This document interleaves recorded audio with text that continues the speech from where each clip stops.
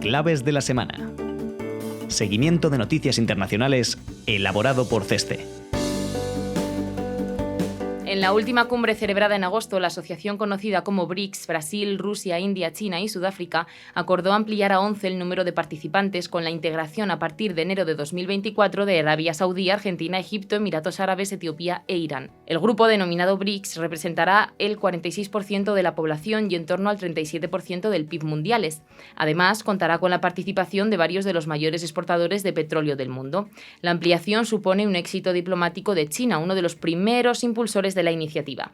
Con esta medida avanza en su objetivo de desarrollar foros multilaterales que hagan contrapeso a las asociaciones lideradas por las potencias occidentales como el G7. Ahora bien, establecer una agenda política o económica común dentro de la nueva asociación no será sencillo. En primer lugar, por la sintonía de varios de los nuevos miembros con Estados Unidos, como son los casos de Arabia Saudí, Egipto y Emiratos Árabes Unidos. Y en segundo lugar, por las divergencias entre algunos participantes como China y la India, dos países que rivalizan por aumentar su influencia en el continente asiático, además de estar enfrentados por las disputas territoriales de varias franjas a lo largo de la frontera de 3.000 kilómetros que les separa. En cualquier caso, el anuncio supone un paso más en el mundo multipolar en el que nos encontramos, donde Pekín aspira a incrementar cada vez más su influencia en el denominado sur global. En Argentina, el controvertido economista ultraliberal Javier Milei fue la sorpresa de las elecciones primarias celebradas el pasado 13 de agosto al convertirse en el postulante a presidente más votado. Obtuvo el 30% de los votos, seguido del peronista Sergio Massa con el 20,9% y de Patricia Bullrich con casi 17%. La suma de votos entre Bullrich y su rival en la interna, Horacio Rodríguez Larreta, alcanzó el 28%. A más de 2 puntos de distancia de Milei. Así, en conjunto con el peronismo, en sus peores elecciones primarias desde 2011, quedó en tercer lugar con el 27,3%, tras Milei y los conservadores liderados por Bullrich. Los vencedores se disputarán la presidencia el próximo 22 de octubre. De ser necesario, habrá una segunda vuelta el 19 de noviembre. De ser necesario, habrá una segunda vuelta el 19 de noviembre. Cambiando de tema, por su parte, el FMI aprueba 7.500 millones de dólares para Argentina, y es que el pasado 25 de agosto el directorio del FMI aprobó de forma conjunta la quinta y sexta revisión del acuerdo con el FMI, permitiendo el desembolso inmediato de 7.500 millones de dólares. El desembolso acumulado suma ya 35.000 millones de dólares, el mayor que el FMI ha realizado nunca con un país. A pesar de los incumplimientos registrados en el programa, no se alcanzaron los objetivos de acumulación de reservas y reducción de déficit fiscal, el FMI aprobó ambas revisiones otorgando unas exenciones justificadas por la histórica sequía sufrida por el país y por las desviaciones en materia de política fiscal debidas al ciclo electoral. La entrada de divisas supone un alivio temporal a la maltrecha situación financiera del país. Este desembolso garantiza un marco de estabilidad para Argentina hasta finales de noviembre, anunció en comparecencia de prensa el ministro de Economía y candidato a la presidencia del peronismo, Sergio Massa. En noviembre, conocido ya el nombre del nuevo presidente electo, es cuando el FMI llevará a cabo una nueva revisión. La candidata del correísmo, Luisa González, con el 33% de los votos y el joven empresario Daniel Noboa con el 24%, se aseguraron el domingo 20 de agosto un lugar en la segunda vuelta de las presidenciales de Ecuador que tendrán lugar el próximo 15 de octubre. Comienza ahora una nueva campaña electoral en la que se medirán dos modelos enfrentados de país y será un termómetro para calibrar la revitalización del correísmo. Compiten, de un lado, el partido del expresidente Rafael Correa, representante de la ola de fuerzas de izquierda latinoamericana de corte intervencionista, y del otro Noboa, miembro de la élite empresarial y partidario de una mayor ortodoxia económica. La campaña de la primera vuelta saltó por los aires el 9 de agosto, solo 10 días antes de la votación, cuando el candidato Fernando Villavicencio fue tiroteado a la salida de un mitin en Quito, la capital. A pesar de los llamamientos a suspender los comicios, estos tuvieron lugar tal y como estaban planeados. Cristian Zurita, el periodista que asumió el rol de candidato presidencial en sustitución de Villavicencio, quedó en tercer lugar. Zurita detalló el pasado 28 de agosto en una rueda de prensa en la que apareció vestido con chaleco antibalas sus planes de abandonar el país por motivos de seguridad. La seguridad, de la mano de las mafias del narcotráfico, ha experimentado un importante deterioro en toda la región, pero la situación en Ecuador es especialmente alarmante. La tasa de homicidios se ha cuadruplicado en solo 2 años, transformando al país en uno de los menos violentos de la región a uno de los más violentos del planeta. Crisis institucional tras las elecciones en Guatemala. Bernardo Arévalo, el candidato abanderado de la lucha contra la corrupción, fue elegido el pasado 20 de agosto a la presidencia del país, derrotando a su oponente en la segunda vuelta, Sandra Torres, por una amplia mayoría. Arévalo obtuvo una clara victoria, con el 58% frente al 37,2% de Torres. El resultado contribuyó a una sorpresa, ya que Arévalo había quedado segundo en la primera vuelta, el pasado 25 de junio, y no era favorito en las encuestas. Las exigencias de la oposición de que se revisaran los resultados y un intento de la Fiscalía General de suspender el movimiento Semilla Semilla no impidieron que este pasara a la segunda vuelta. Sin embargo, 8 días después de las elecciones, Semilla fue inhabilitado por el jefe de registro de Ciudadanos, acatando una orden judicial, lo que en principio impide al partido toda actividad. La medida contra la organización que dirige Bernardo Arévalo fue solicitada por el jefe de la Fiscalía Especial contra la Impunidad, Rafael Curruchiche, y ordenada por el juez Freddy Orellana. La Fiscalía alega que hubo irregularidades en la recolección de firmas de Ciudadanos para inscribir a Semilla como partido en 2017 y 2018 y que entre los afiliados figuran 18 fallecidos y 319 personas cuyo documento de identificación no corresponde. Arévalo ha denunciado un plan de golpe de Estado para impedir que asuma el poder en enero de 2024. La situación parece haberse calmado después de que el pasado 3 de septiembre el Tribunal Supremo Electoral de Guatemala, el TSE, levantara temporalmente la inhabilitación hasta el 31 de octubre, una vez que termine formalmente el actual proceso de elecciones. No obstante, la confirmación de Arévalo como presidente electo no está fuera de peligro, y Guatemala se enfrenta, por tanto, a un escenario de incertidumbre política para los próximos meses. El pasado 27 de julio, el gobierno mexicano aprobó un rescate de 65.000 millones de pesos para hacer frente a la delicada situación financiera de la empresa estatal de hidrocarburos Petróleos Mexicanos. La Secretaría de Hacienda y Crédito Público otorgó a la empresa los fondos en forma de inyección de capital. Según informó Bloomberg, el ministerio, de forma inédita, habría pedido a Pemex que hiciera recortes de gastos de capital y gastos operativos este año por una cantidad equivalente a la inyección como condición para recibir los fondos. La operación se produjo días después de que el director general de Pemex, Octavio Romero, dijera que la refinanciación de la deuda de la empresa a cargo del gobierno sería más barata si el gigante petrolero estatal acude por sí mismo al mercado.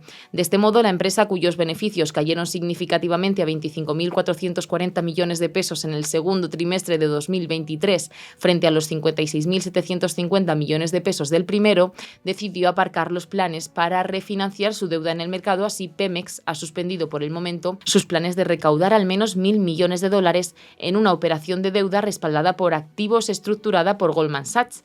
La crisis de liquidez de Pemex se ve aliviada por el momento, pero persisten los problemas derivados de la disminución de la producción a largo plazo, así como del pago de su enorme deuda, que a finales de junio ascendía a $110.500 millones. En China, estímulos insuficientes para una economía en desaceleración. La economía china sigue registrando datos de crecimiento preocupantes que hacen dudar que pueda alcanzar el objetivo de crecimiento del 5% del PIB para 2023 establecido por las autoridades. El crecimiento del valor añadido industrial se desaceleró hasta el 3,7% interanual en julio, mientras el crecimiento de la inversión y las ventas al por menor en lo que va de año se ralentizaron hasta el 3,4% y el 2,5% respectivamente. Pero los signos más alarmantes provienen de los sectores exterior e inmobiliario. Las exportaciones y las importaciones se contrajeron un 14,5% y un 12,4% respectivamente en julio. Asimismo, los precios de la vivienda nueva se contrajeron nuevamente en las ciudades de segundo nivel y tercer nivel. Los problemas de solvencia entre los grandes promotores siguen presentes, como lo demuestra el gigante inmobiliario Evergrande, que está inmerso en un complejo proceso de reestructuración de la deuda desde su default en 2021. Se acogiera en agosto al capítulo 15 de la Ley de Quiebras estadounidense para proteger sus activos en Estados Unidos, lo que provocó su enésimo desplome bursátil. Por otra parte, el índice de precios al consumo entró en terreno negativo, con un descenso del 0,3%, lo que indica un claro enfriamiento de la segunda economía mundial. La principal medida puesta en marcha hasta el momento ha sido la rebaja tímida de los tipos de interés. El Banco Central recortó 15 puntos básicos el tipo de interés oficial, la facilidad de crédito a medio plazo un año y 10 puntos básicos el tipo de interés preferencial a un año, el tipo de referencia para los préstamos. Se trata de rebajas muy modestas. Seguramente el Banco Central se ve influenciado por la preocupación ante la caída del yuan.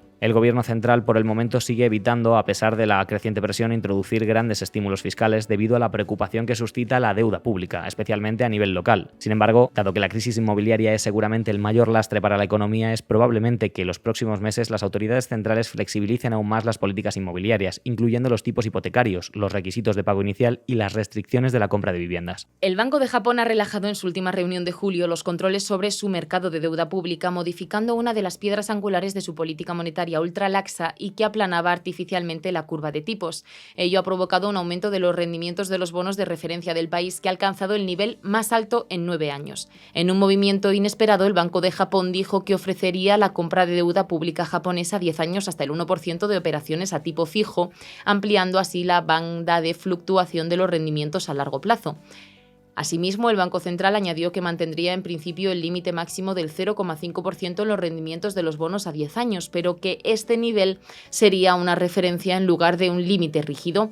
Este cambio podría ser la antesala de la primera subida de tipos en décadas. No obstante, Toyoaki Nakamura, miembro del Consejo del Banco de Japón, declaró el pasado 31 de agosto que era prematuro endurecer la política monetaria, ya que el reciente aumento de la inflación se debía sobre todo al incremento de los costes de importación y no a las subidas salariales. Parece que la institución monetaria se tomará tiempo para determinar si puede subir los tipos de interés. La clave es que la economía siga recuperándose, dijo Nakamura en una rueda de prensa cuando se le preguntó por las condiciones para poner fin a los tipos de interés negativos. En Myanmar, indulto parcial para Suu Kyi y aplazamiento de las elecciones. La Junta Militar de Myanmar ha rebajado 5 de las 19 condenas que pesan sobre Aung San Suu Kyi, la líder democrática detenida desde el golpe de Estado de 2021, según ha informado este martes los medios estatales. No obstante, Suu Kyi seguirá bajo arresto domiciliario. Asimismo, el estado de excepción se prolonga y, como se esperaba, se aplazaban las elecciones prometidas por los golpistas. El perdón parcial a la Premio Nobel de la Paz de 1991 se ha producido en el marco de una amnistía decretada por las autoridades militares en favor de más de 7.000 presos con motivo de la cuaresma budista. Win Myint, presidente del gobierno depuesto, también ha sido indultado. La Junta Militar anunció los indultos un día después de prorrogar por cuarta vez el estado de excepción y aplazar las elecciones. Sin duda, Myanmar intenta no desatar una nueva ronda de sanciones mientras mantiene al completo la represión política de la oposición. No parece de todas formas que en ningún caso este gesto vaya a cambiar el aislamiento internacional del país.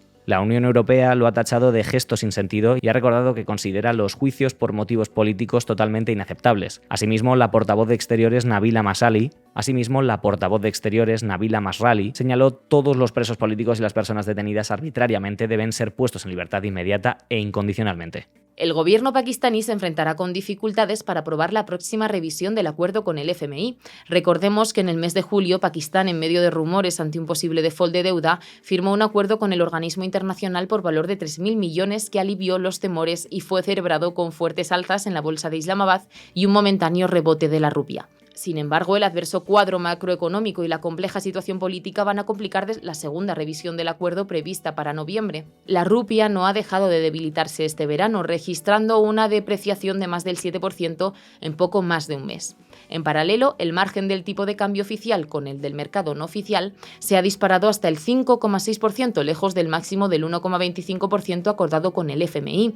Lo cierto es que la política monetaria sigue mostrando problemas en todos los frentes. La inflación ha seguido subiendo en agosto y se estima que se ha situado por encima del 28,3% registrado en julio. Por otra parte, el senador de la provincia menos poblada de Pakistán, Kakar, ha sido nombrado primer ministro interino hasta las próximas elecciones generales previstas para noviembre en un clima político especialmente tenso. En un contexto de protestas por la subida de las tarifas eléctricas, ha anunciado que próximamente se lanzará un paquete de medidas de alivio de las facturas eléctricas de las familias. Sin embargo, cualquier medida de este tipo chocaría frente con la condición clave del programa del FMI, que obliga a reforzar la viabilidad del sector energético, garantizando la recuperación de los costes en la tarifa eléctrica.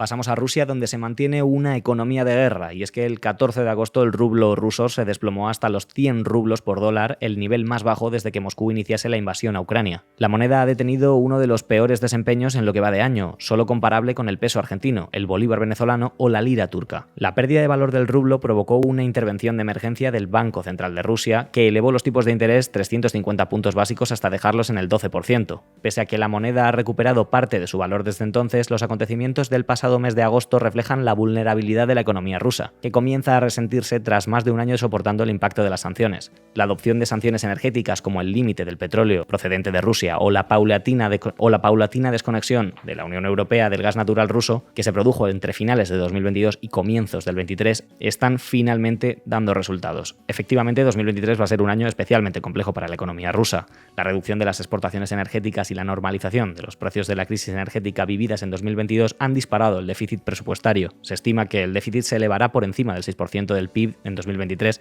y no se espera que se normalice mientras dure el conflicto. Algo lógico si se tiene en cuenta que el gasto militar supone alrededor del 25% del presupuesto. Además, el país también enfrentará problemas de mercado laboral, que actualmente registra la tasa de paro más baja de su historia, ligeramente por encima del 3%. Entre la salida de la población rusa para evitar las consecuencias de la guerra, cifrada en unas 500.000 personas, pero podría ser peor, y las movilizaciones forzadas por combatir en Ucrania, 300.000 hombres en una primera convocatoria, se han originado fuertes carencias en la mano de obra disponible. La cuestión que se plantea ahora es hasta cuándo van a poder las autoridades seguir haciendo malabares para mantener esta situación revolución o si las costuras del régimen acabarán estallando antes. Por otro lado, cabe citar que el líder del grupo paramilitar Wagner, Prigozhin, murió el pasado 23 de agosto al estrellarse el avión en el que viajaba junto con otras 10 personas. Entre ellos también se encontraba Dmitry Utkin, uno de los puestos con mayor rango dentro de Wagner y la plana mayor de los mercenarios.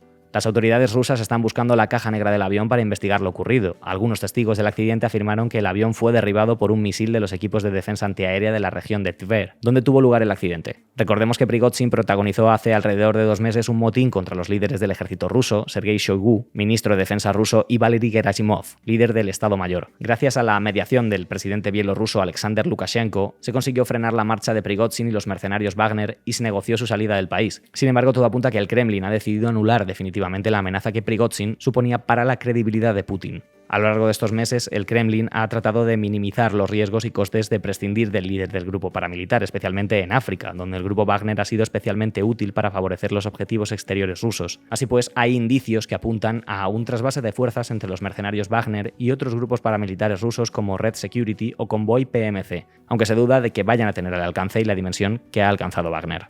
Y en Turquía, el Banco Central anunció el pasado 24 de agosto una nueva subida de los tipos de interés hasta situarlos en el 25%. Se trata de una subida de 750 puntos básicos, la tercera consecutiva desde el mes de junio. Entonces, tras vencer en las elecciones presidenciales, Erdogan cambió la cúpula económica del país con el nombramiento de Şimşek como ministro de Finanzas y Erkan como gobernadora del Banco Central. Ambos han liderado y defendido la adopción de una política monetaria más restrictiva ante la persistencia de la inflación y el desplome de la lira, que no ha dejado de perder valor desde 2018 y ha drenado las reservas de divisas de Turquía.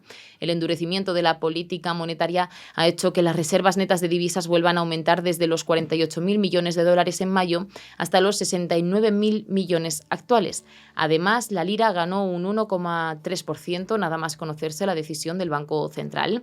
De cara a las próximas reuniones, 4 hasta final de año, los analistas esperan nuevas subidas de tipos hasta que se sitúen alrededor del 30%.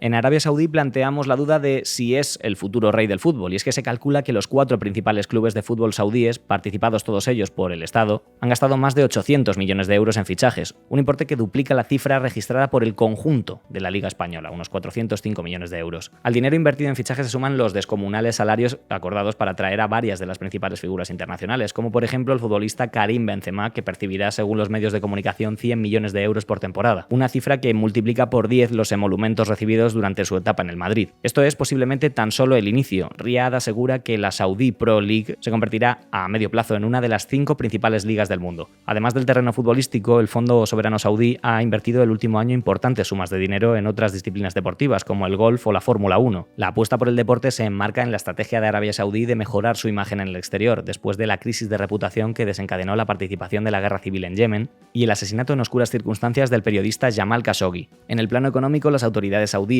confían que esta inversión contribuya a desarrollar la industria turística y de ocio en el país, uno de los principales objetivos contemplados en el denominado Plan Visión 2030, el ambicioso y extraordinario programa que el Reino del Desierto está acometiendo para diversificar y modernizar la economía. Y en Egipto e Israel, de acuerdo a los cálculos de las autoridades israelíes, la producción de gas natural en el yacimiento marino de Tamar se incrementará más de un 60% a lo largo de la próxima década, a un ritmo anual de 6.000 millones de metros cúbicos. En su mayoría se destinará a la exportación, principalmente a Egipto, un acuerdo que contribuirá a mitigar las tensiones que se están produciendo en el mercado gasista del país norteafricano como consecuencia del rápido aumento de la demanda interna. También se espera que la ampliación del proyecto de Tamar se traduzca en un aumento de las exportaciones a la Unión Europea, lo que contribuirá favorablemente a la hoja de ruta emprendida por el viejo continente para desconectarse de los hidrocarburos procedentes de Rusia.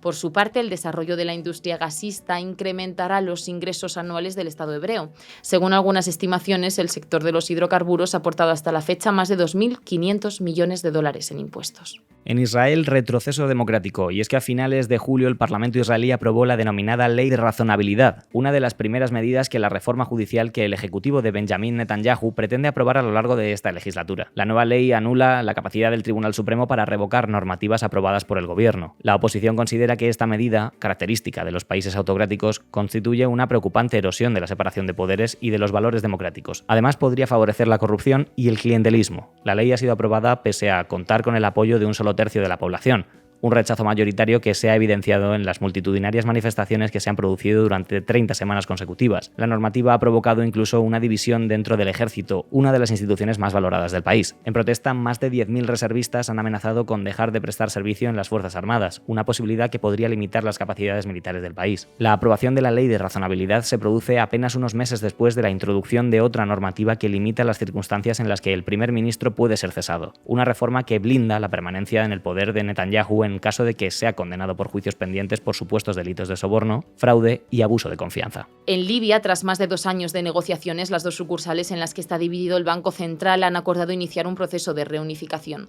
La autoridad monetaria será gestionada por 2 gobernadores designados por las 2 administraciones paralelas que rigen el país norteafricano. Por otra parte, por lo que respecta a la situación económica, el Fondo Monetario Internacional prevé un crecimiento superior al 17% en 2023, gracias, en buena medida, al desplome de los enfrentamientos armados, lo que ha permitido a la industria de los hidrocarburos recuperar su actividad. Asimismo, Libia ha superado los problemas de liquidez sufridos en 2020 e incluso se han reducido los cortes en el suministro de electricidad. Sin embargo, la celebración de elecciones continúa siendo una incógnita después de que se aplazaran a finales de 2021 por motivos políticos y logísticos. En este tiempo, los avances entre el gobierno de Trípoli y el de Tobruk han sido marginales. Persisten los principales puntos de divergencia, incluyendo los requisitos que deben cumplir los aspirantes, unos criterios que impedirían la participación de uno de los líderes del ejecutivo de Tobruk, el mariscal Haftar. Así pues, aunque el proceso de normalización continúa siendo complejo, cabe destacar al menos los progresivos pasos que el país está dando para alejarse del periodo más caótico y violento de su historia reciente. En Gabón, golpe militar tras las elecciones fraudulentas. Y es que el pasado 30 de agosto un grupo de militares anunciaba en televisión la caída del gobierno del presidente Ali Bongo Ondimba tras 14 años en el poder. El centro electoral de Gabón le había proclamado ganador de las elecciones celebradas 4 días antes con un 64,27% de los votos, lo que le otorgaba un tercer mandato, extendiendo así el control de la familia Bongo que lleva ejerciendo sobre el país desde 1967. Los comicios estuvieron plagados de irregularidades y prácticas fraudulentas, como el veto a los observadores internacionales, el bloqueo a los medios de comunicación extranjeros o el corte de Internet durante la jornada electoral y los días posteriores. Todo ello, sumado a la frágil salud de Ali Bongo, sirvió para justificar el golpe al líder de la Guardia Presidencial, el general Brice Oligui Nguema, primo del hasta ahora presidente, defendiendo que el ejército había asumido su responsabilidad. Así, la Junta Militar, que mantiene a Ali Bongo bajo arresto domiciliario, anunció la cancelación de los resultados electorales, el cierre de fronteras y la disolución de las instituciones estatales. Nguema ya ha jurado el cargo de presidente de la transición. El líder de la coalición opositora, Albert Onodo Osa, que según los resultados electorales obtuvo un 30,77% de los votos, defiende que él fue el verdadero ganador de las elecciones y se niega a reconocer la legitimidad del líder de los militares, describiendo el golpe como revolución de palacio y denunciando que detrás de Nguema estaría la medio hermana de Bongo, Pascaline. Toda la familia de Ondimba está acusada de corrupción y de beneficiarse personalmente de la riqueza del país, que es el 8º productor de petróleo del continente y forma parte de la OPEP. Gabón es el último de una larga lista de países africanos que han sufrido golpes de Estado desde 2019, una preocupante tendencia que aumenta la inestabilidad política en la región, lo que Bola Tinubu, presidente de Nigeria y líder de la CEDEAO, la Comunidad Económica de Estados de África Occidental, denominó contagio de la autocracia. Se teme a que puedan producirse nuevos casos, un miedo que se ha visto reflejado en la reorganización de las estructuras militares de los países como Camerún y Ruanda. No obstante, el caso de Gabón se diferencia de otros países recientes tanto por la ausencia de insurgencia yihadista en su entorno como por los claros indicios de fraude electoral. Esto hace esperar un trato menos duro por parte de las autoridades regionales y europeas de los golpistas. El jefe de la diplomacia europea, Josep Borrell, ya ha señalado: no hay que olvidar que en Gabón antes ha habido unas elecciones llenas de irregularidades y que hay golpes de Estado militares y golpes de Estado institucionales. La Unión Africana, las Naciones Unidas, Estados Unidos y la Unión Europea han condenado el cambio de gobierno antidemocrático. Y en Níger, el pasado 26 de julio, un grupo de soldados de la Guardia Presidencial se alzó contra el presidente Mohamed Bazoum, reteniéndolo en el palacio y anunciando en televisión la toma de poder. El resto del ejército apoyó el golpe apenas 24 horas después. La reacción de la comunidad internacional fue de sorpresa, ya que Níger se había consolidado como el principal aliado de los países occidentales en el inestable Sahel y había conseguido repeler los envites del yihadismo que asola al resto de la región. Enseguida se estableció una gran presión hacia los golpistas para que restaurasen el orden constitucional, realizando duras declaraciones e imponiendo sanciones económicas. La Comunidad Económica de Estados de África Occidental, de la que Níger forma parte, amenazó inicialmente con emprender acciones militares en contra de los golpistas, una respuesta típica, pero que indica el hartazgo de los líderes regionales con los cada vez más habituales golpes militares. No obstante, esto supuso una escalada de la tensión, ya que mientras que Nigeria, Senegal, Costa de Marfil y Benín anunciaron su disposición a enviar tropas a Níger, los líderes de las juntas militares que gobiernan Mali, Burkina Faso y Guinea, que han sufrido cambios de gobierno no democráticos en los últimos años, se posicionaron decididamente a favor de los golpistas, advirtiendo de que cualquier intervención se consideraría una declaración de guerra. Ante el temor a desatar un conflicto regional de consecuencias imprevisibles, la CEDEAO ha preferido al menos de momento continuar presionando por la vía diplomática. Esto permitió que el golpe se consolidase a lo largo de las primeras semanas de agosto y que el líder de la junta militar, Tchiani, formase gobierno, en el que los militares ocupan los principales puestos. Tchiani ha propuesto además el regreso al régimen democrático en un plazo de 3 años. Bazoum se ha negado a dimitir y a aceptar formalmente la situación y se encuentra todavía retenido por los golpistas. La Junta ha anunciado que pretende juzgarlo por alta traición y socavar la seguridad nacional. El presidente francés Emmanuel Macron, que en todo momento ha respaldado a Bazoum, ha declarado recientemente que habla por teléfono con él a diario, algo que ha permitido a la Junta reiterar sus acusaciones a París de interferir en los asuntos domésticos de Níger. La Junta militar ha pedido la retirada del embajador francés en Niamey y de las tropas estacionadas en el país, alrededor de 1.500 soldados, algo a lo que París se ha negado por no reconocer la legitimidad de los golpistas.